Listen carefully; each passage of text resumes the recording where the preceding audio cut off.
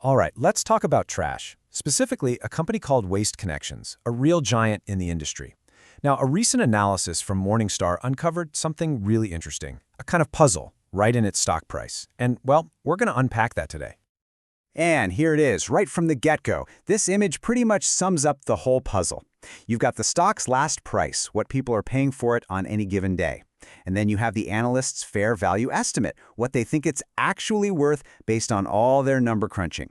And as you can see, those two numbers are not very close. So let's put a number on that gap.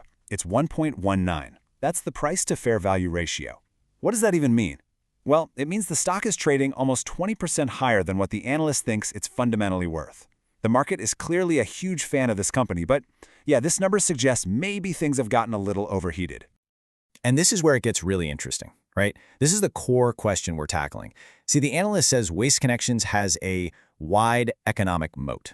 That's like the gold standard, their top rating for a company that can defend itself against competitors. So how can a company be that good, that strong, but also be considered richly valued or, overpriced? It's a bit of a paradox, and that's exactly what we're going to get into.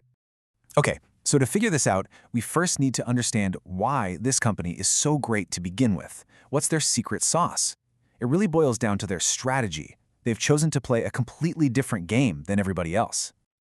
So think about it. Most of the big players are slugging it out in the big, crowded cities. Super competitive. But Waste Connections, they zig where everyone else zags. They focus on rural and secondary markets, places with way less competition.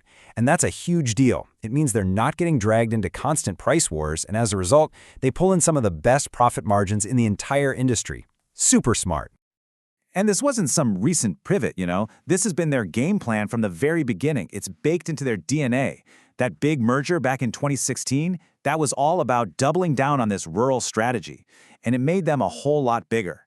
And you want to know if it works? Just look at how they performed during the pandemic. Their business model was rock solid, super resilient. So, this clever strategy, what does it all add up to? Well, it builds their biggest weapon, what the analysts call that economic moat. It's basically the fortress that guards all their profits. And just so we're all on the same page, what exactly is an economic moat? The best way to think about it is literally a moat around a castle. It's some kind of deep, durable advantage that makes it incredibly hard for rivals to attack your business. It lets a company rake in great profits for a really, really long time.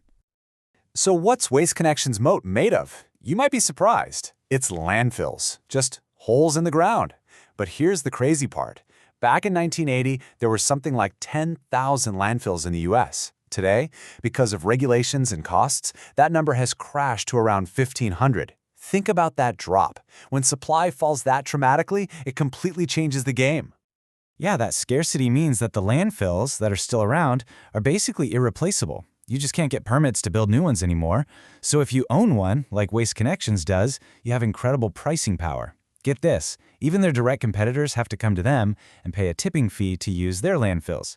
I mean, talk about having a powerful advantage. Okay, let's pause. We've established Waste Connections is a really well-run company with this amazing competitive moat. So that brings us back to our original question. Why is it considered so expensive? And this is where we get to the classic Wall Street debate, the bulls versus the bears. So on one hand, you have the bulls. They're looking at everything we just talked about, that awesome pricing power, the rural strategy that keeps competitors away, and their knack for buying up smaller companies and making them even better. But then you have the bears. They're looking at the horizon and seeing a few potential clouds. What if the big push for recycling cuts down on the amount of super profitable trash going into landfills? Or, now that the company is so big, maybe it's harder to find those small acquisitions that really move the needle. And of course, they point to the high stock price itself as a major risk.